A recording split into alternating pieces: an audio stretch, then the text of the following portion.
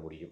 சளி வந்த பிறகு நாம என்ன செய்யறது அப்படிங்கிறத அடுத்த பதிவுல நாம பார்க்கலாம். இப்ப சளி வராம இருப்பதற்கு என்ன பண்ணணும்? சளி எதனால புடிக்கிறது? அப்படிங்கிறத நாம முதல்ல தெரிஞ்சுக்கணும்.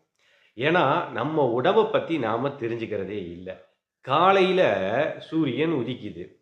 இரவுல சந்திரன் வருது. அதாவது காலையில இந்த பூமி சூடாக இருக்குது. இரவுல குளிர்ந்த தன்மையாக மாறிவிடுகிறது. இந்த உடம்பு என்ன சொல்லியிருக்காங்க? "அண்டத்தில் உள்ளது தான் பிண்டத்தில் உள்ளது, பிண்டத்தில் உள்ளது தான் அண்டத்தில் உள்ளதுன்னு" சொல்லியிருக்காங்க. அப்ப இந்த அண்டமும், பிண்டமும் ஒன்றாகத்தானே இருக்க வேண்டும். அப்ப இதுல எப்படி மாறுபாடு ஏற்படும்? அதுல தான் மிகப்பெரிய ஒரு நுட்பம் இருக்கிறது பாருங்க. பகல்ல சூரியன் வரும்பொழுது, இந்த உடம்பு குளிர்ச்சியாக மாறிவிடுகிறது. இரவு நேரத்தில குளுமையாக சந்திரன் வந்த பிறகு, இருள் சூழ்ந்த பிறகு இந்த உடல் வெப்பமாக மாறிவிடுகிறது. இதுதான்